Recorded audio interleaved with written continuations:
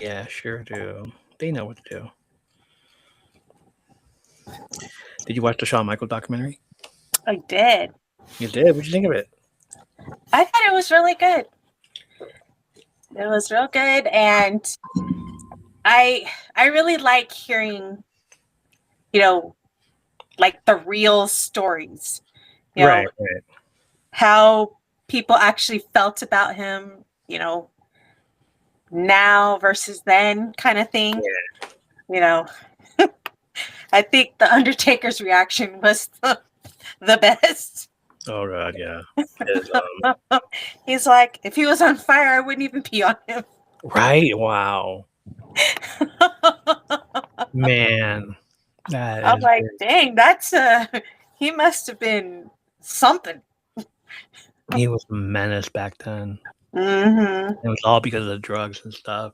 And, Yep. and I'm like, Triple H, why don't you tell him something? Yeah. Like, I think I heard before that Triple H was like, I can't deal with you. And that's why they didn't talk for like a few years. right. But then when when he got married and found religion, Triple H was like, hey, that's good for him. Whatever keeps him off the drugs. Yeah. And people are like, really? And he's like, yeah, whoever heard of ODing on religion? Yeah, exactly. He's like, nobody. He's like, so if that's what's going to work for him and that's what's going to keep him, sober and not a jerk, hey, go for it. Yeah. Um, on the opposite side of that, on Netflix though, did you watch the Hulk Hogan documentary yet? I haven't. No.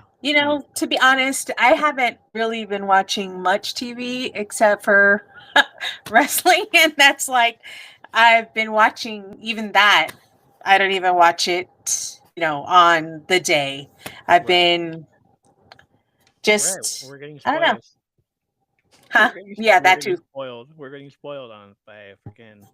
I don't know if it's a kid or not, but like, there's this guy that comes into the chat and he's all like, "Hey, did you watch so and so?" I'm like, "No." Can I tell you what happens? Like, no. No, Can I tell you a match? No. You're trying to no. spoil it. Dude, So it's like, I said no. no. It's like I don't have cable. I don't. Yeah, That's my excuse. I don't have cable. yeah. Lauren, hey, hi. Hi, Lauren. So that's funny. I haven't watched the Hulk Hogan documentary yet. I started to, and then I'm just like, Yeah. why is it so different from the Shawn Michaels one? Why? Like, get out of here! No, I don't want to watch this. Hey, I think it's just because, I mean, I don't know because I haven't seen it. I don't know how much is like truthful, right, because he's not here to defend himself. right, So who knows? I mean, I don't know is it his perspective or his son's perspective? So I'm like, I I want to watch it just to see what he has to say. mhm, I mean, it's not really going to change, how people feel about him, really. right. Yeah. But we'll see. How you doing, Lauren? All right, let's start up. Let's start. Let's start. Let's go. Do it. Okay. Okay. Yep.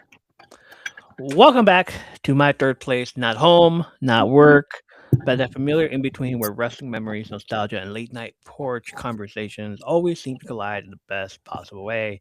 Tonight feels historic because every once in a while, wrestling gives us one of those moments where you realize, wait, we've never actually seen this before. This is episode 298, and Mez is back on the porch. With me tonight as we get ready for something WWE has never done before: Clash in Italy. Live from the Inalpi Arena in Turin on Sunday, May 31st, 2026. This marks WWE's first ever premium live event held in Italy, or, hold on. This marks as what the AI does it,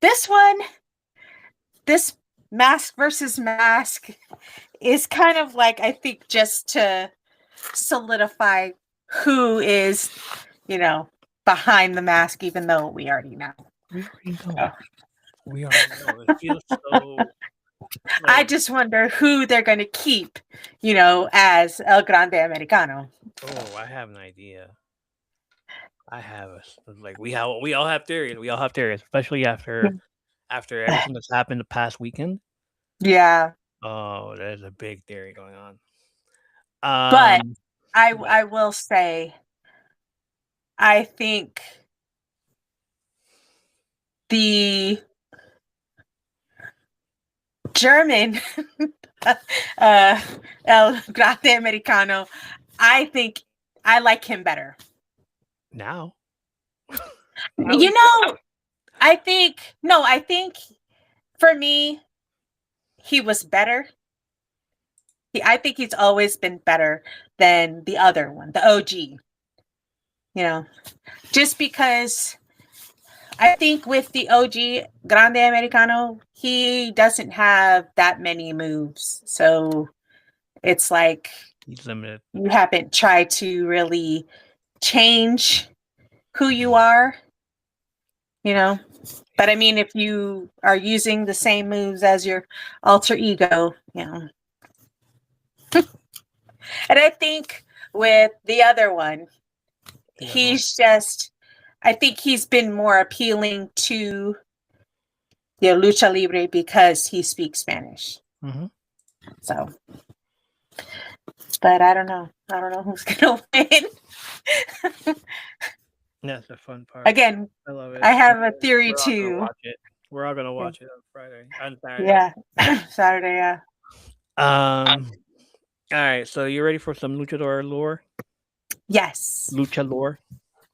All right. When people outside of wrestling think about Mexico and professional wrestling, the first thing they usually picture is the mask, not the championship, not the ring, the mask, la máscara.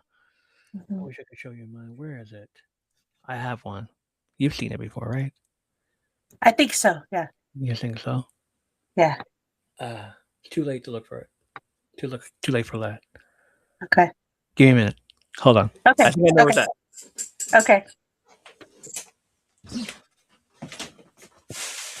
Got it.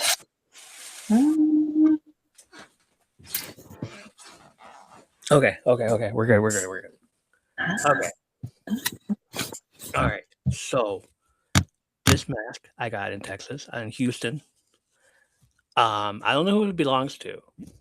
Okay. But I just thought it was so cool, and like at the time, I'm like, I want to collect masks, Mm-hmm. Not realizing, oh damn, they're expensive. This was like around $30. Oh, okay. And the cheapest one there. But yeah, if anybody can tell me who this mask belongs to, like, right, I love it. But have you ever Googled it? No, there's no way. It was like, what am I gonna ask? I can now, like you can like reverse picture it. Like I'm gonna try to do it with ChatGPT, see what happens. No, if you on your phone, you could take a picture from Google. Okay. And it might show you who it belongs to. All right, take a picture, screenshot this. Maybe it works. Bring it down a little bit and I'll do it. I got Leanna doing it in the chat. Here you go. Okay. Okay. Let's see. All right. Yeah.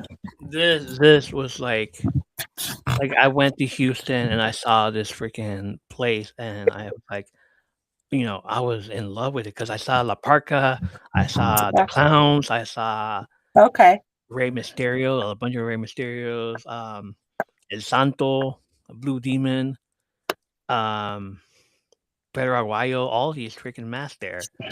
El Puma, who else? Octagon, all these masks. And it's like, yeah, I love this. Like, they're expensive. And then I saw this one. I was like, let me get this one. It has a mohawk. Yeah. I'll take it. I'll take the one with the mohawk. Sure. Yeah. So I took it with me and It was fun. It was fun. Oh, okay. Um, you want to try it again?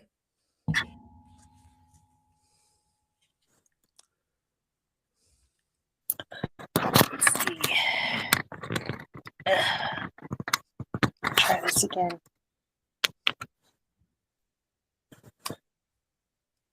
Okay.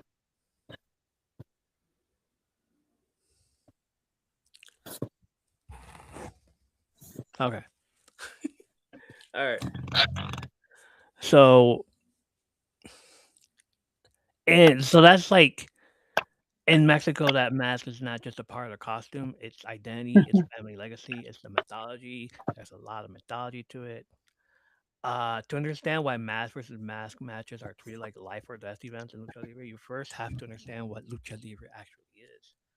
Lucha libre translates to free fighting, and while wrestling existed in Mexico earlier, the style truly exploded in popularity during the 1930s and 1940s.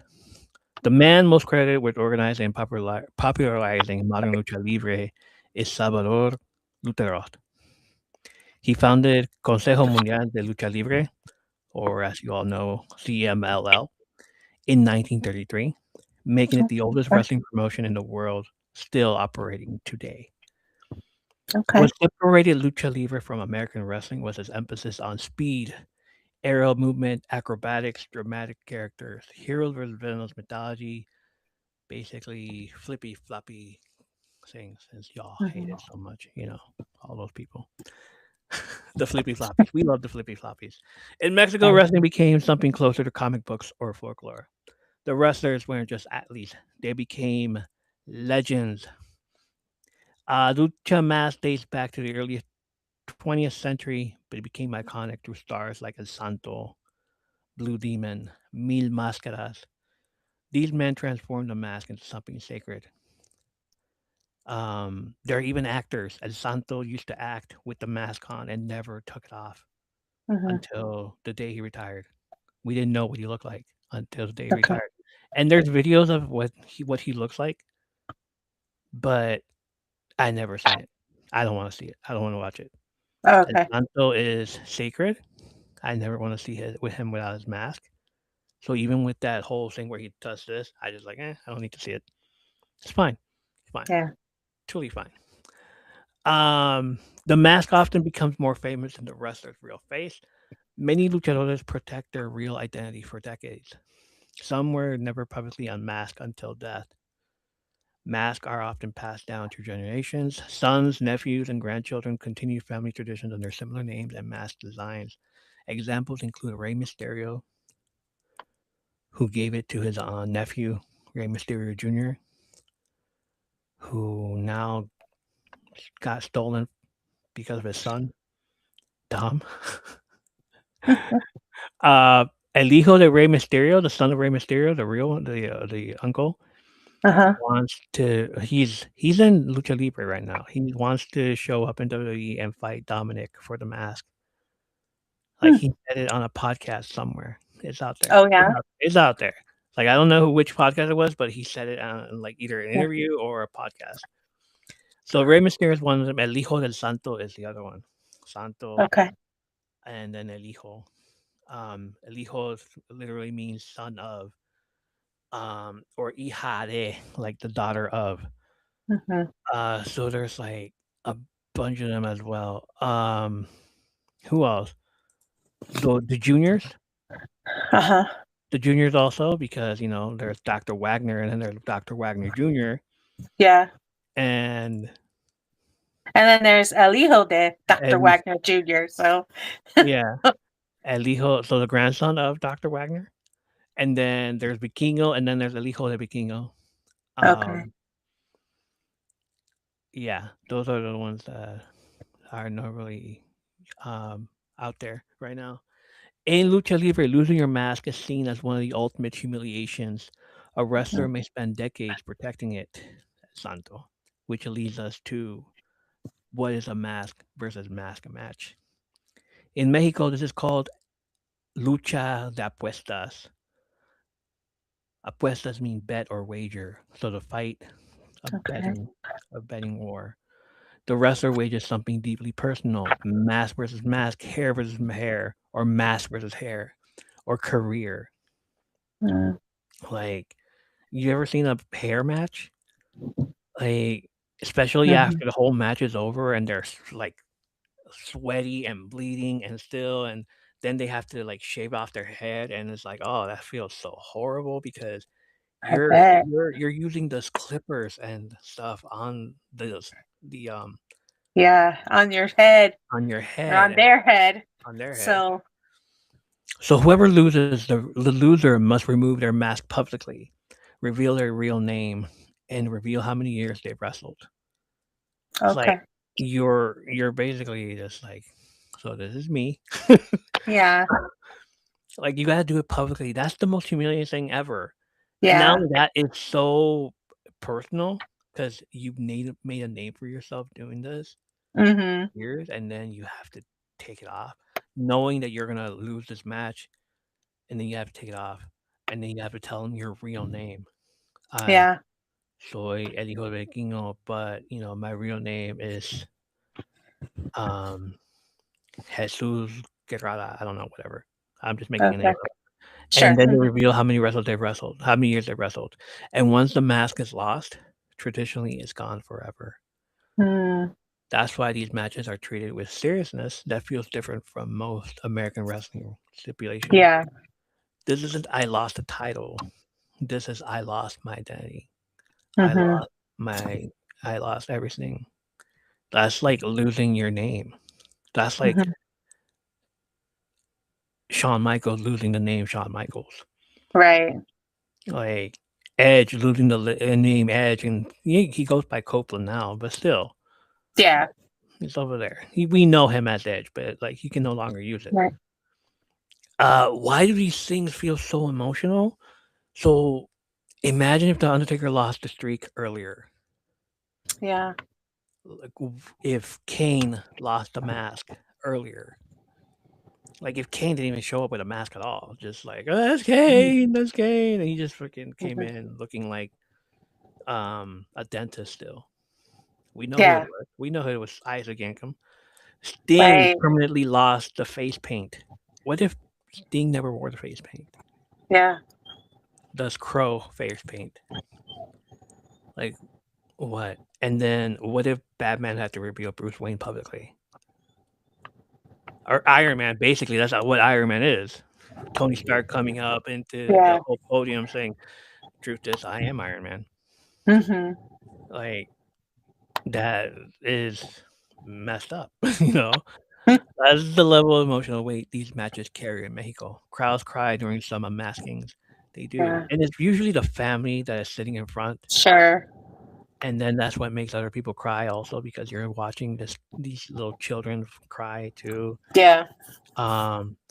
What's his name? Um Penta on his debut in on Raw, and he has his family in the front row and they're crying, and I'm just Mhm. like, oh my God. It Yeah. makes me want to cry too. It's like he made it. Yeah. Families are involved, careers change forever. Um, Here are some legendary mask matches you need to watch. Okay. Hold Is on. on okay. I'm going to write them down this time. All right. El Santo versus Black Shadow from 1952. Okay. You said Santo versus who? Black Shadow. Black Shadow. You said 1952? Yeah. I'll send you these later if you want. Well, go ahead, but I'll still write them down. All right. The most important mask match ever. El Santo defeated Black Shadow. It elevated Santo into a national folk hero.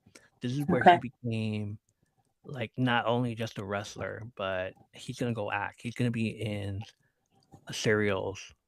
He's gonna be in novelas. He's gonna be in uh, the front row at fights.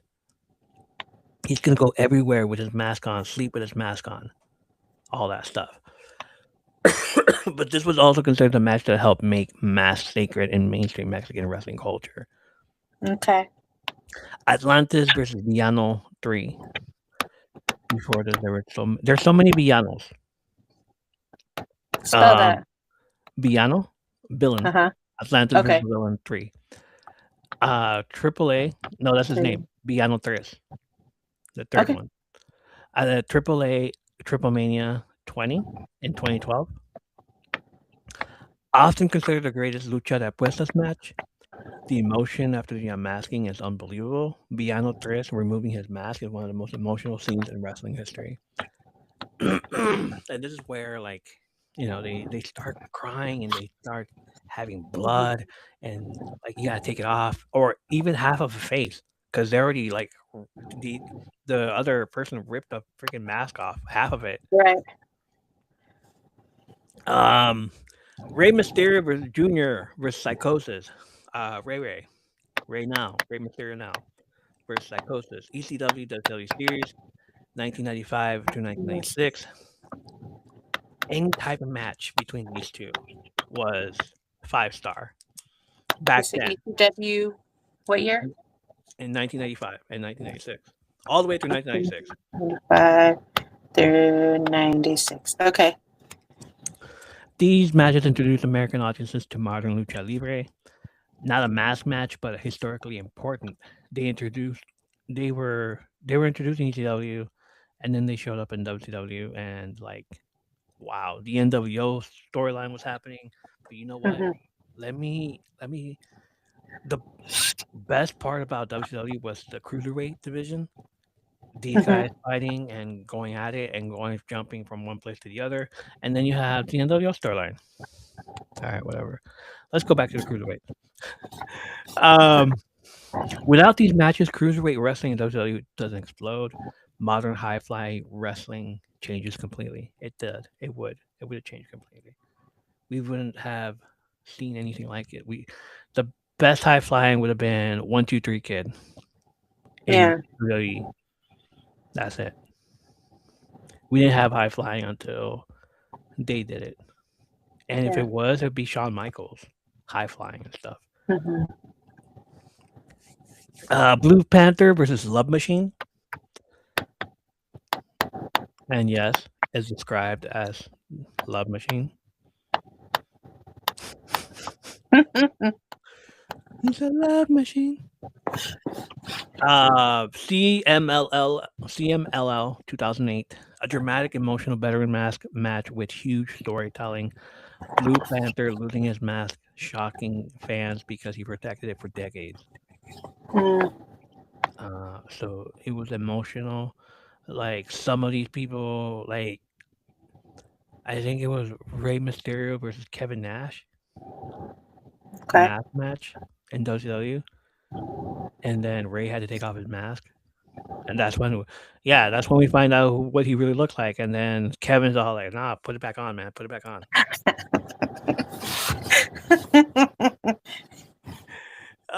Dr. Like Wagner, Dom says, he's the best looking one. Not really. right? But. Yeah. Dr. Wagner Jr. versus Psycho Clown. Dr. Wagner Jr. versus Psycho Clown. Triple Mania 25, 2017. Modern lucha libre spectacle, massive crowd, huge drama. When Dr. Wagner Jr. lost his mask, it felt like the end of an era.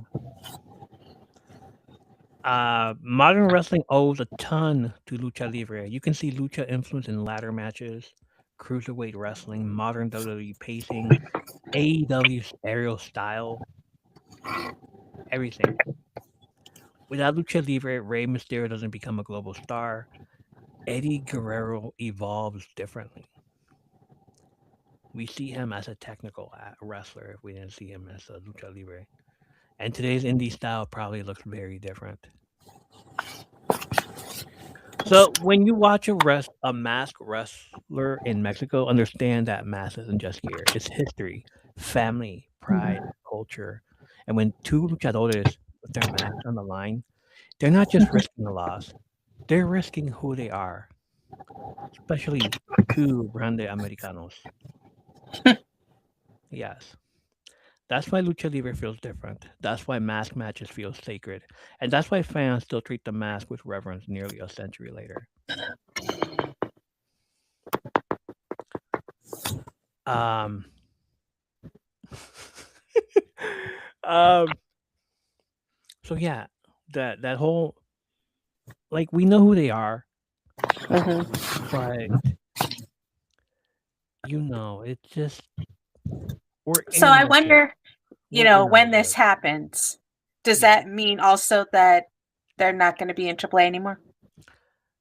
possibly, or they can become heels and just continue doing what they're doing there. Yeah. Uh, Night of the Greats, Noche de los Grandes, Night of the Greats. The event will take place on Saturday, May 30th, 2026, at Arena Monterrey in Monterrey, Nuevo León, Mexico. It will air as a 2-week event, again, just like the other one, every Saturday on episodes of Lucha Libre AAA from May 30th to June 6th, 2026.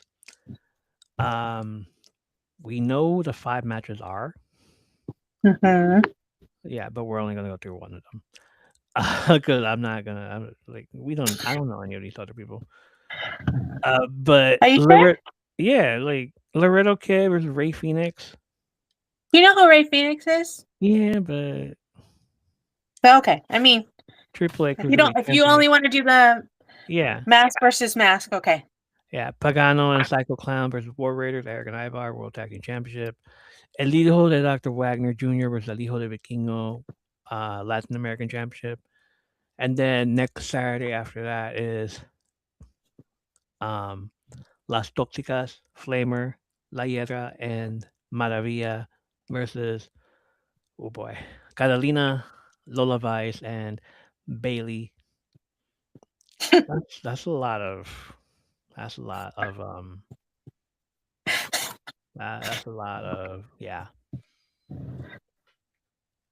It's a lot of Spanish there. That's a lot of Spanish there.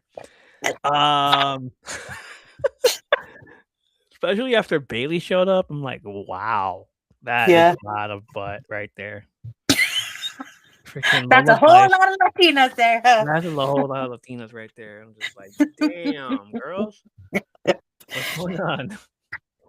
And then, but the main event, the main attraction, the one we're here to see, the one we're here to talk about, is the main event: El Grande Americano versus the original El Grande Americano. Hmm. The original Grande Americano, Chad Gable versus El Grande Americano, um, Ludwig Kaiser. Ludwig Kaiser. I forgot his name already. In a mask versus mask match at the Royal Rumble on January 31st, 2026. Thank you for the heart, me. Grande Americano OG? No, a Grande Americano Kaiser entered Hmm. the men's Royal Rumble match at number 12, only to be eliminated by the original Grande Americano, who entered at 13. Original Americano attacked and replaced Grande Americano in the Rey de Reyes tournament qualifiers in the February 7th episode of Lucha Libre AAA. Ultimately, advancing to the finals. On the February 28th episode, Grande Americano retaliated by accusing Original Americano of being an imposter who utilized AI to stimulate Spanish speaking abilities. Did he really? I don't know. I guess. Um, Pinella Scarlata confronted Original Americano regarding these claims, which resulted in Scarlata being assaulted and rendered unable to compete in that night's tournament qualifier.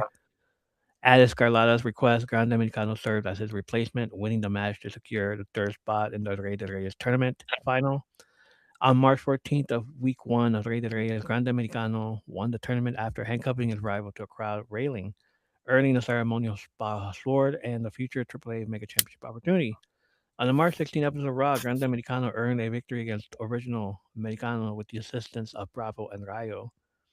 On March 31st of week two of Rey de Reyes, Original Americano pushed Grande Americano during his victory speech, attempting to unmask him and successfully stealing the ceremonial sword. Grande Americano challenged his rival to a Máscara contra Máscara match, which was like 3 weeks ago, like a month ago. And this has been the most hyped up match ever since then.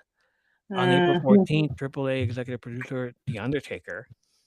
I was Hmm. surprised about this. I'm really like, what? Well, I had seen. they I don't know who it was, but it was they showed these 3 dragons, and it represents SmackDown, or no, WWE, NXT, and AAA.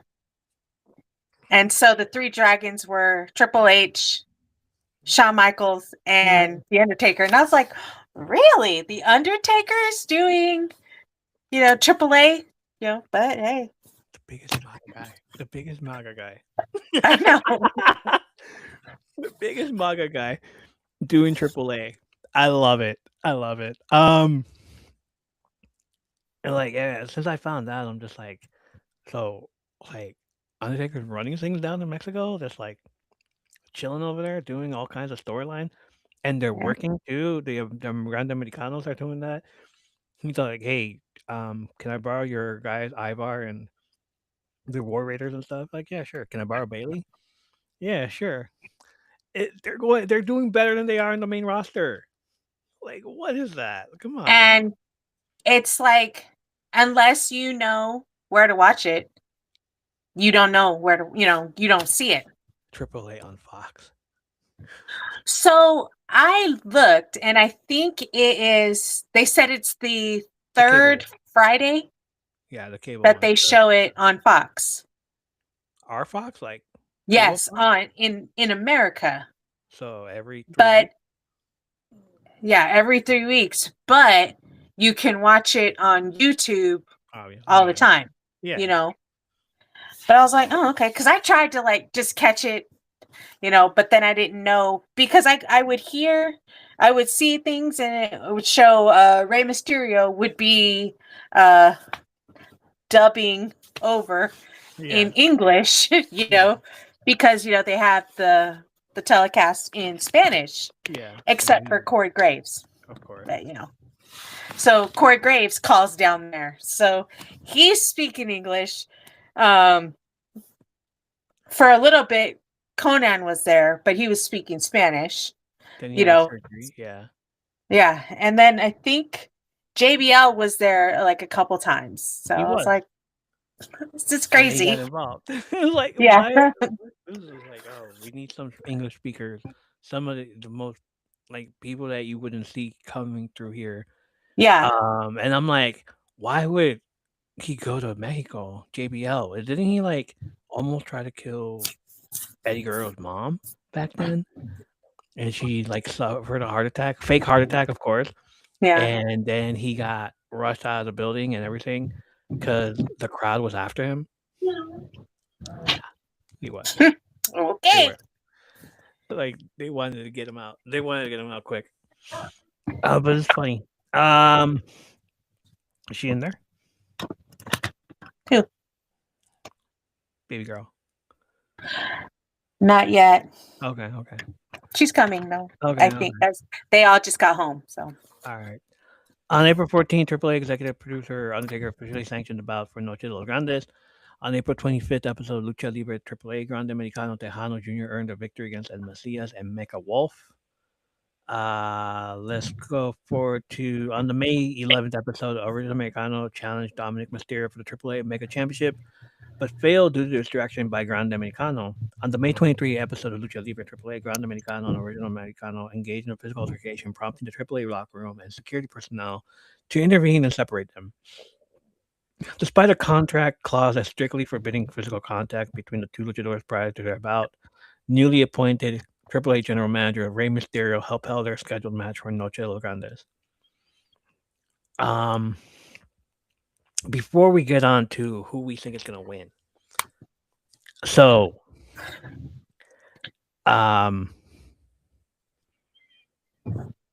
Ludwig Kaiser is in trouble. Yes. Apparently, he got arrested. There's a mugshot of him. So now here's the situation. What if this whole thing was fake?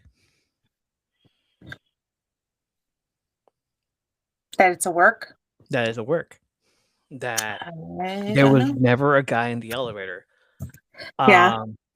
So here's what happened. Here's what we think happened, but here's what happened. What we heard, what happened was that Ludwig was in the elevator with his girlfriend, the Spanish speaker. No speaky Spanish. No speaky Spanish. Um, they're having public displays of affection, PDA, kissing and shit.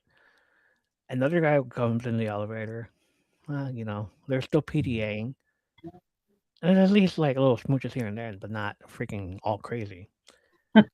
Homeboy, old man, whatever he was, I guess he was an old man, gets out of the elevator and threatens that to call ICE on the girl, not on Ludwig, because obviously Ludwig has a freaking deep German accent,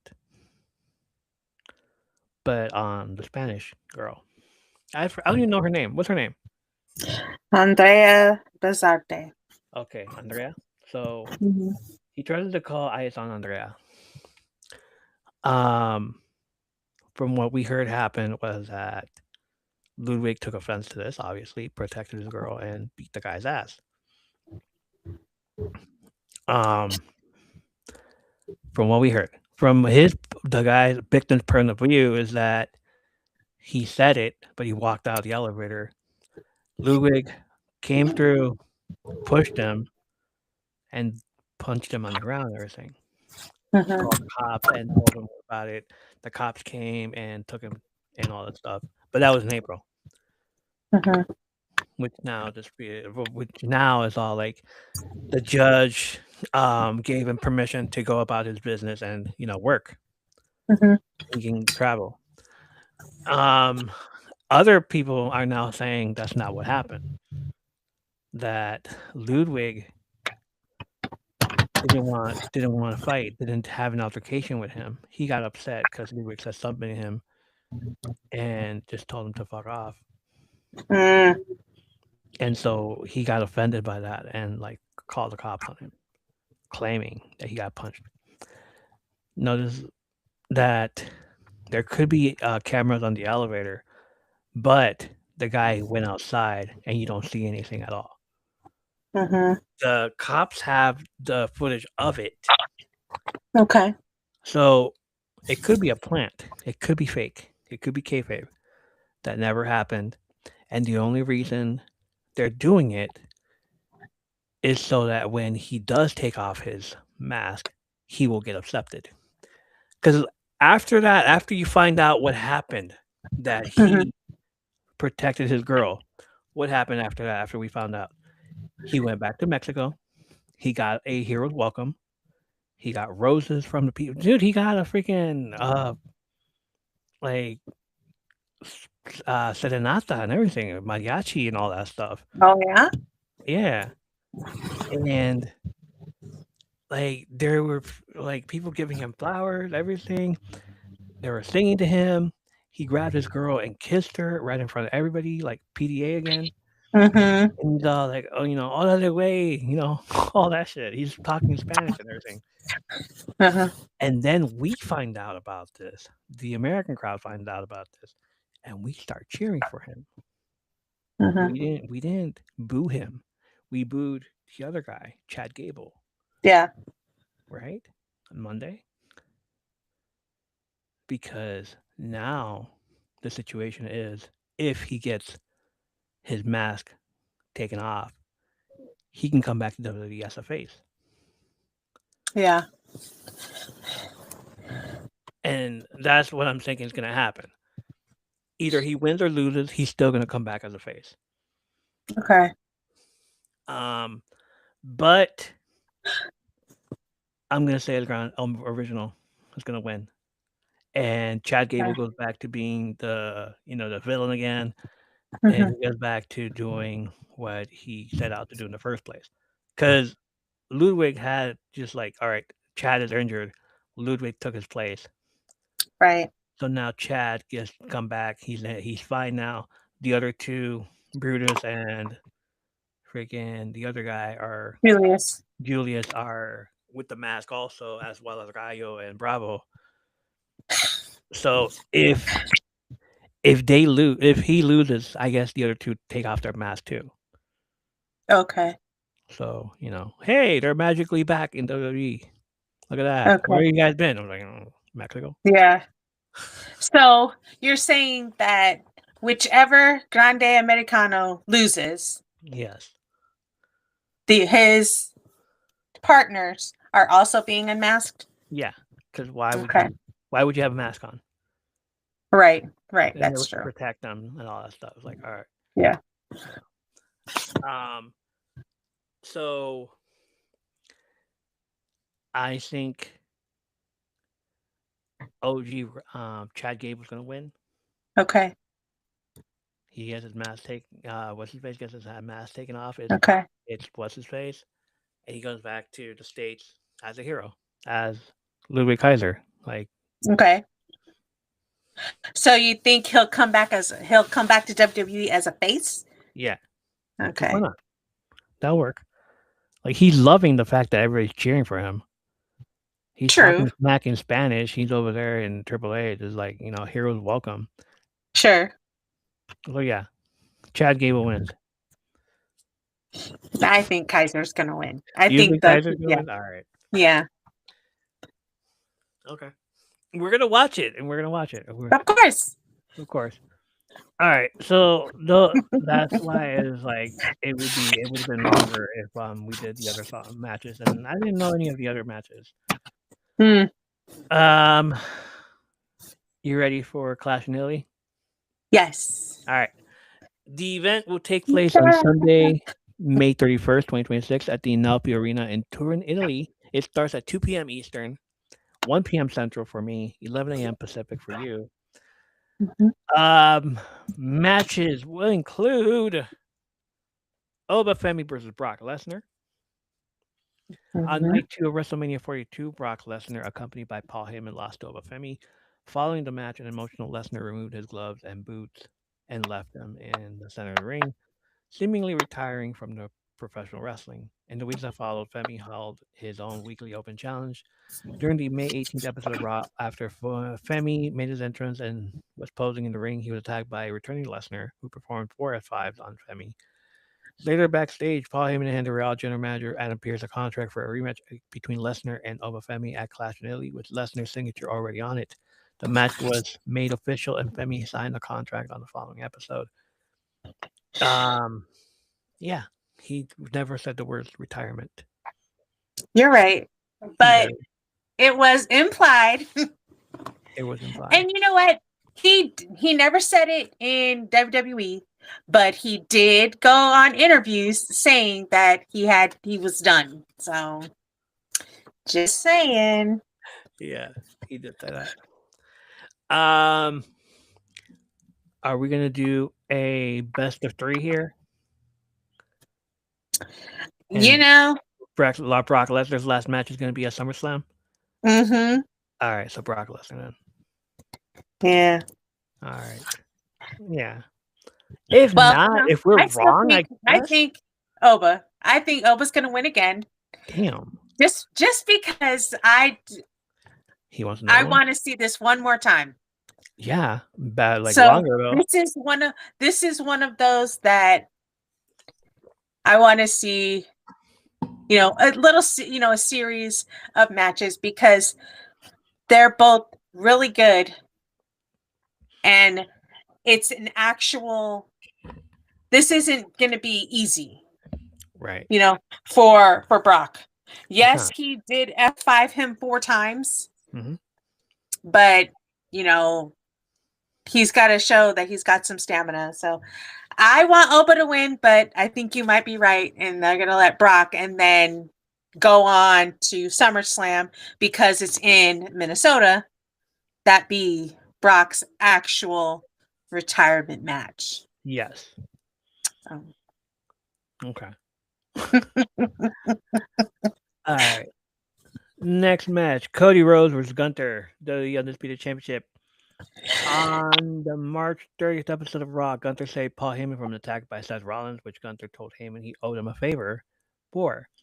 On May 1st episode of SmackDown, after Undisputed Champion Cody Rhodes won his match, he was attacked by Gunther, who posed with Rhodes' title.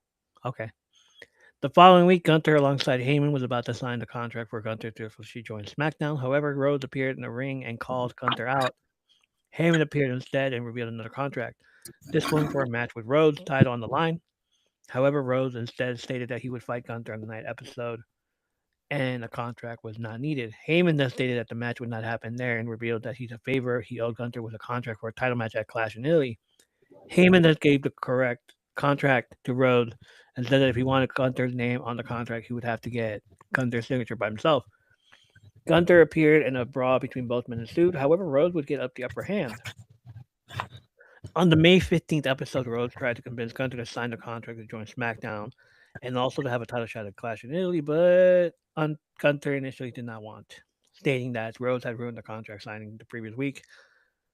After demanding that Rhodes be respectful when introducing him and stalling on signing the contract, Royce Keys appeared and stated he was signing instead. Why not?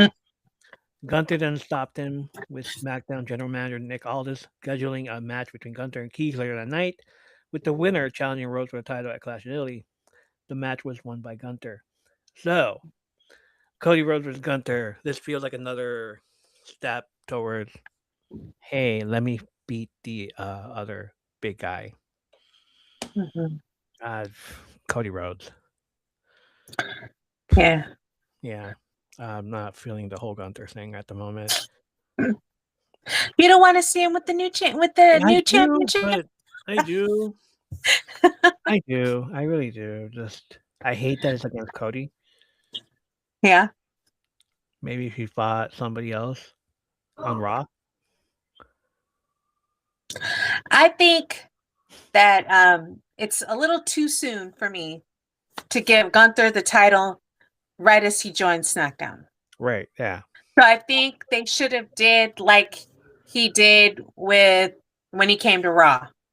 He went for the Intercontinental first. Then when he lost that, he wanted the main, he went for the heavyweight championship. Mm-hmm. So maybe they could have did the same thing, but they might think that might be repetitive. Mm-hmm. But, Gunther don't back down to nobody, so. No, he don't. So, I think Cody. Yeah. Cody. Rhea Ripley versus Jade Cargill, WWE Women's Championship. On the May 8th episode of SmackDown, Cargill returned and attacked Ripley during her 6-woman tag team match, costing her team the win. Afterwards, Ripley was outnumbered by Cargill, B-Fab, and Mitchin. On the May 15th episode, Cargill challenged Ripley to a rematch for the title at Clash in Italy, which Rhea accepted in the following episode. A day later, at Saturday night's main event, Cargill, Mitchin, and B-Fab defeated Ripley in the 6-woman tag team match, with Cargill pinning Ripley after executing Jaded on Ripley. Oh my goodness. See another match where I'm like, what's gonna happen? I already said Jade last time, right? Yeah. Yeah. I still say Rhea. You still say Rhea? Yep. I still say Jade. Only because I think Rhea needs to keep it just a little bit longer. Just a little longer. Or we can go back and forth with it. It's fine. Yeah. SummerSlam. Rhea wins it again. I'm gonna say Jade. Because who does she have? So Jade has B-Fab and Michin. Yeah, and Charlotte. And then Rhea, I would say she has Alexa more than Charlotte, even though they became a team, on Saturday night. Yeah. Yeah, so when they decided to work as a team. Once we get to War Games, we'll get Io to come in. Yeah. I love that.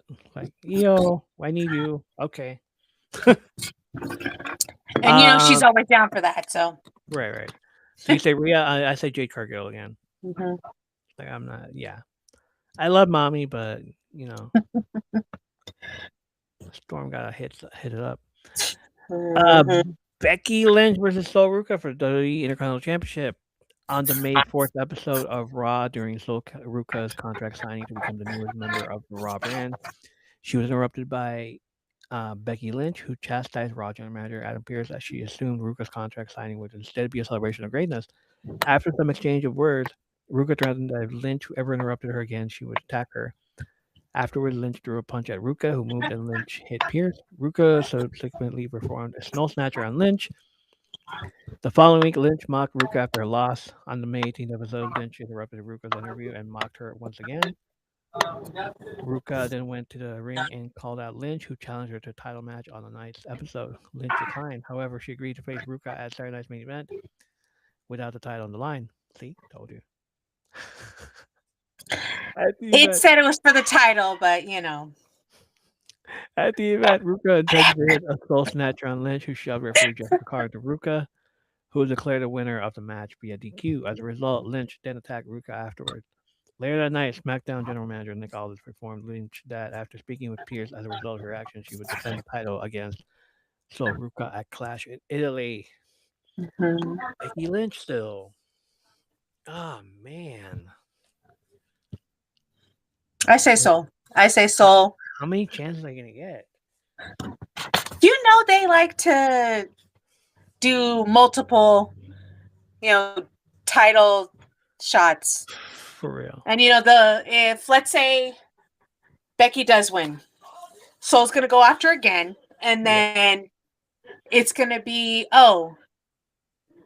this will be the last time.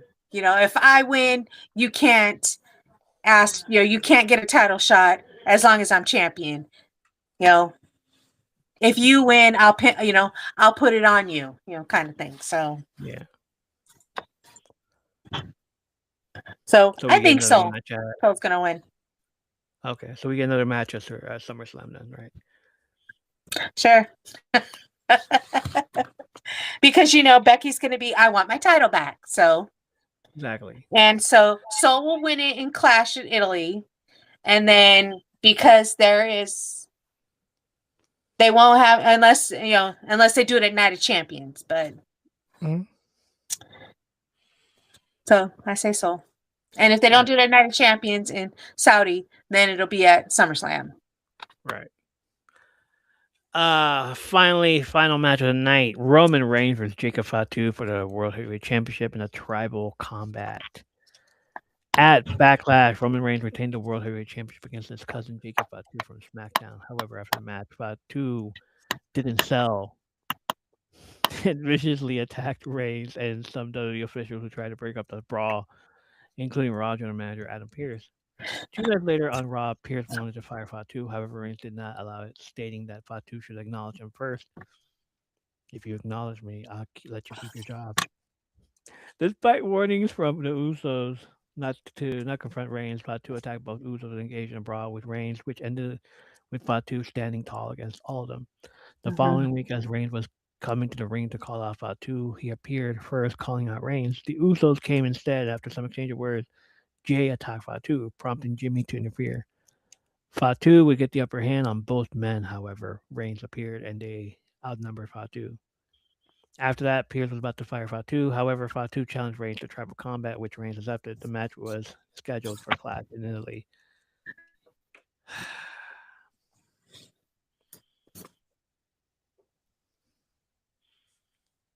Yes, I see it. I see it too.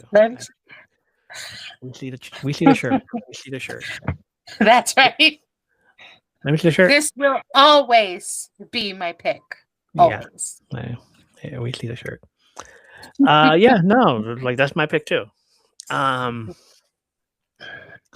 Jacob's coming in there all gas. No breaks. No breaks. Nope. Yeah, I mean. Tribal combat, which means what? Anything goes. Anything goes? So that Jay and Jimmy will be a part of it. Mm-hmm. And honestly, I mean, Jacob, he's amazing. I think he's amazing. I was hoping that he would come back and be with Jimmy and Jay and Roman and I think that would have been a stronger bloodline.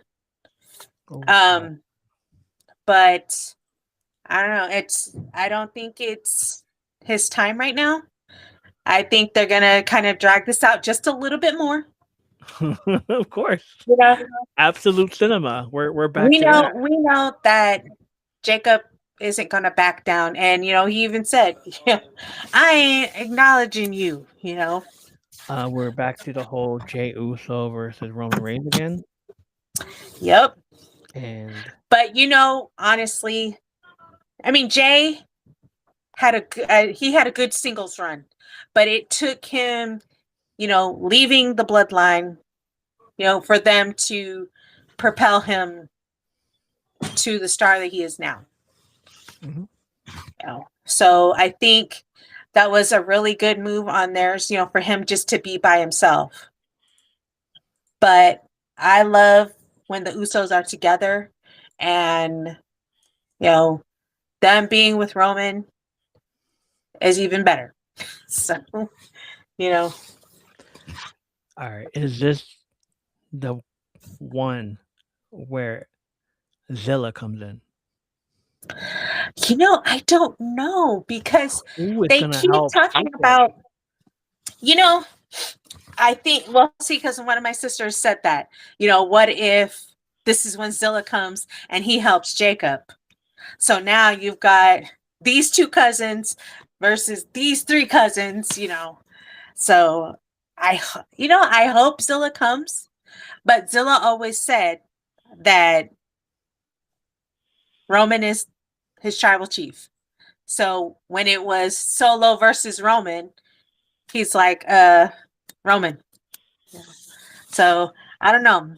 I don't know. I keep seeing Zilla on all the indies, and what was it? The last PLE. So Backlash.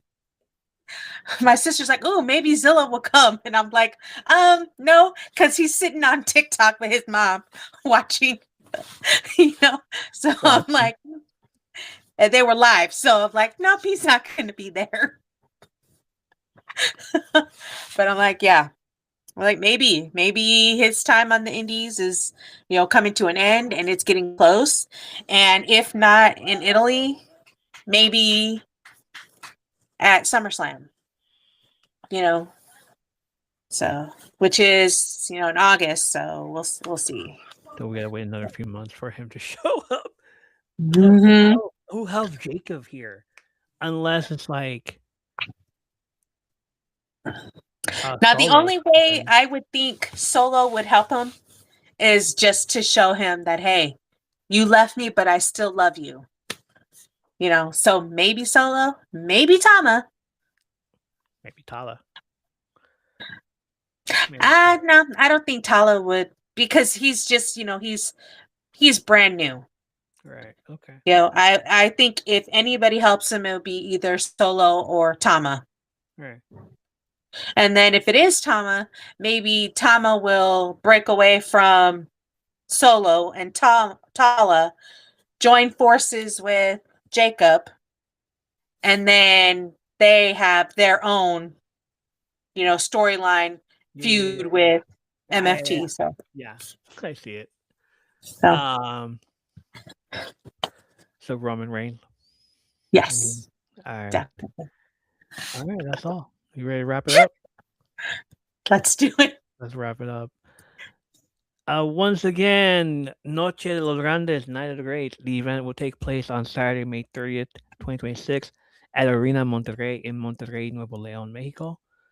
It will air as a 2-week event every Saturday, and episodes of Lucha Libre AAA from May 30th to June 6th, 2026. The main event of that match, El Grande Americano was the original El Grande Americano. Chad Gable versus Ludwig Kaiser. I said Ludwig Kaiser. No. I said Chad Gable. Chad Gable. Yeah, I said Ludwig. Yeah. I said Chad Gable wins original El Grande Americano. Yes. Because that's his gimmick.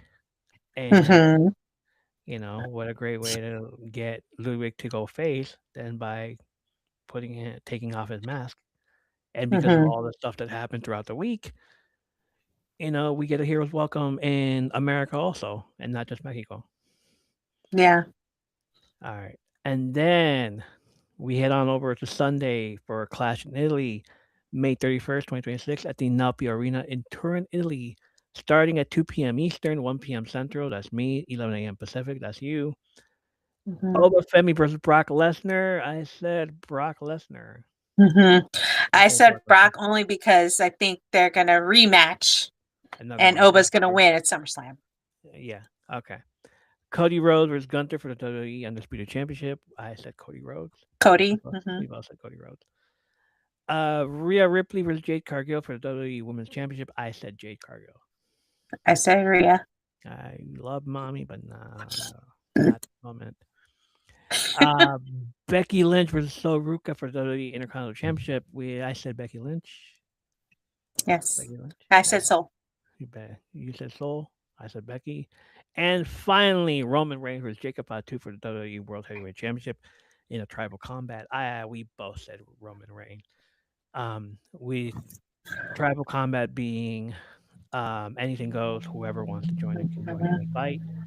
Mhm. Could be this could be the one where Zilla Fatu finally joins the show and fights alongside Jacob, or we get another Samoan, and that we don't know about.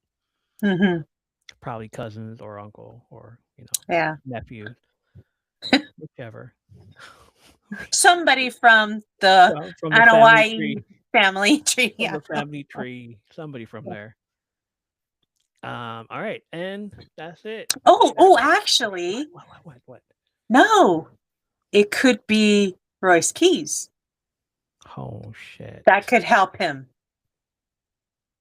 Son of a fish. Because remember, they're friends. They're friends, but he wants So the if face. it's not a Samoan, it's going to be Royce Keys. So, They're from the streets. Yeah. yes. All right. Okay, fine. This is going to be good. That's fine. That's fine. And now I'm like, oh, this could not work so well. Okay. Hey. All right. Let's wrap it up. And just like that, another wrestling night on the porch here at my third place comes to a close. Tonight really felt like one of those episodes that reminds you just how global wrestling has become. From WWE heading into Italy for the very first time, we might get a few FBI guys in there, full-blooded Italians. Imagine that. Hey, Paisan. Imagine if we get the guys from FBI in there as well. From WWE heading into Italy for the very first time to the history and emotion behind Lucha Libre Mascara Cultura, to revisiting some of the legendary mask versus mask matches that helped shape wrestling history. Y'all saw that. If Go watch some more, because wrestling is at its best when it feels bigger than just wins and losses. It becomes tradition, legacy, cultura. Huge shout out Mhm. to Menace for hanging out on the porch tonight and helping break all of this down before another massive wrestling weekend. We love our wrestling weekends. Yes. The energy heading into this weekend feels special. International crowds always bring something different to wrestling. Mhm. We're gonna see. We're gonna hear numbers in Italian. Un, Uno, due. due. Yeah. I forgot what three was. Troy. The chants, the passion, the atmosphere, Mhm. the the songs. They're gonna sing. Too bad Randy Orton's not on there, because they'd be singing that song. But nope, Mhm. and they'd be singing for Bailey. Bailey, hey, I wanna tell you, will you be my girl? It feels like we're about to witness another one of these memorable weekend fans we'll talk about for years. Don't forget, we'll be right back here for episode 299 on Saturday. Oh my gosh. It's getting close. It's getting close. It's getting close, guys. It's getting close to me opening that thing back there. Mhm. I'm gonna hold it in my hand, like, I don't want to open it yet. We're getting just a few more steps closer to the big one. Episode 300 is coming. 300 nights on the porch, 300 conversation, memories, laughs, prediction, and stories shared together. And we're not slowing down anytime soon. We've still got more podcast questions coming too, including one that's guaranteed to unlock memories. We're almost done. I almost made it. We still got more podcast questions coming too, including one that's guaranteed to unlock memories. What did you write in your friends' yearbooks? What'd you write? So I would write, how great the past 4 years has been in whoever's yearbook. In yours, it's like I've just loved being a part of this. This is amazing. And I'm not just saying that. I really appreciate everything that you've done. I have, since we became friends, it's just been great. It's been a great 4 years, and I love it. And I can't wait to see what this year brings. And then I always did Leia's. So it actually be, no, I do. I love you like your sister. So I'd be like, see you next year. see you next year. See you next year. Get laid in the shade. Let's keep in touch, Keep in touch. My phone number, or yeah. I'm not gonna answer the phone. I'm gonna be out all summer. Yeah, we gotta find you, right? Get laid in the shade. See you soon. Have fun this summer. And then the seniors be like, for the seniors, I'd be like, good luck. Yeah. Have fun in college. Have fun. Stay cool. What did you write in your friends' yearbooks? The heartfelt messages, the inside jokes, the stay cool and never change notes. Yeah, don't ever change. You're amazing. Yeah, you're a cool guy. Yeah, don't let anything get to you. What? Don't ever change. And then senior year, you've changed. Yeah, I know. I mean, what did you want me to do? And the signature from people you thought you'd see every day forever. Yeah. I mean, I one signature I should have just on Saturday I'll show it to you. I gotta go look for the yearbooks. I'm gonna go look for the yearbook. But obviously, me and Roderick wrote stuff on each other's yearbook. Sure. So like me and Shenrod. So it was like I'm gonna check on mine to see what he wrote on mine. I want to see what he did. For those wondering who that is, like Shenrod is one of my best friends since like high school and like what 20, 30 years ago. Yeah, it's been a while. And not even that, middle school actually. Oh yeah? Yeah. Oh, awesome. Went to the same elementary school. We didn't know each other. Went to the same middle school. Okay. We got to know each other, and then went to the same high school. We were like fucking inseparable. Yeah, actually I've kind of lost touch with her, but I had a friend like that too. She was one of the first people that I met. It was actually junior high. We were in band together. So I came in 8th grade up here, and I met her in 8th grade. And out of everybody there that I met in 8th grade to senior year, her and a couple other people are the only ones that like I actually stayed friends with. I met a few people as we got to 10th grade. Right.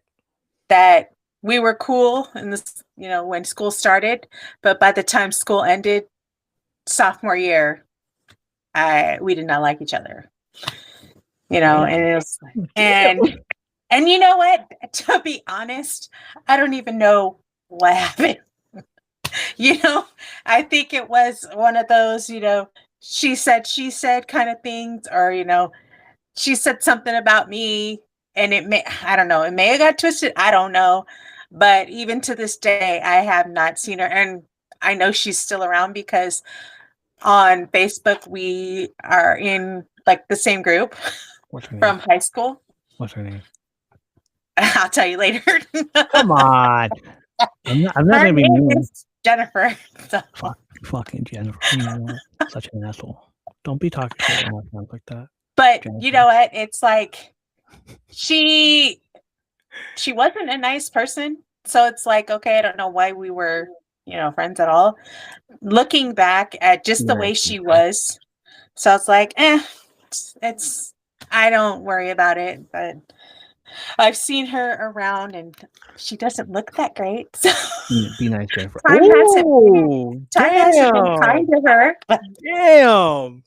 She Sorry. said karma got her for being such an ugly person, a nasty person back in high school. Sorry. Yeah. Damn, Jennifer. But Damn. oh well. Damn. Damn, Jennifer. Oh well. Karma. Anyway. Like I wish I could play music because karma would be right now. Damn. Leanna's I only have one friend from elementary that I still talk to. Jennifer, that's my friend's name. Oh. Oh. Oops, sorry. Oh. Sorry, Leanna's Jennifer. Sorry, Jennifer. Sorry, Leanna. To all the Jennifers out there, we apologize. We don't mean any harm by saying fuck you. That one girl that Menace, and even Jennifer's gonna be like listening to this like, who the hell is Menace? Like only if you watch it. Only if you watch it. You'll know who Menace is. Because I'm not even gonna say her name. She wild too. No worries. Okay. Okay. All right. Let's wrap this up. Let's wrap it up. We're still on the wrapping. We'll also start rolling fully into June with more Father's Day questions, more nostalgia conversations, and more physical media recommendations because summer always feels like the perfect season for revisiting old movies, wrestling DVDs, and comfort shows. In case y'all haven't checked it out, I upgraded the logo of the podcast. It's now summer vibes. You can see it. It's the sun illuminating and more what's it called? More buildings up there because it's expanding. And as we move along toward the years, we're gonna expand some more. We're gonna have more buildings up there in the logo. So yeah. Awesome. Before we head out, don't forget to check out the YouTube channel too, not just for the podcast episodes, but for the gaming streams like Marvel Rivals, and hopefully soon Lego Batman: The Legend of the Dark Knight. Plus the late night hangs, the ongoing Dungeon Crawler Carl Book 1 read through and analysis, and now to continue descent into the chaos of Book 3. Because I love Book 3 suddenly. Like big time Book 3. Love it. Yeah. Yeah. At this point, the porch kind of exists everywhere now. Audio, streams, books, games, late night conversations. That's exactly what we always hoped this place could become. We're doing books, we're doing games, we're doing late night conversation, we're doing streams. All right. Before we really go, ready? Menace? And everybody listening to us, I invite you to take a breath with me. Hold on to the excitement of the weekend ahead. Enjoy the wrestling. Enjoy the memories. And don't forget to make a few new stories worth revisiting later. Thank you for spending this time here in my third place. Not home, not work. Just a space where we show up, tell stories, and leave the porch light on for whoever needs it. Take care of each other.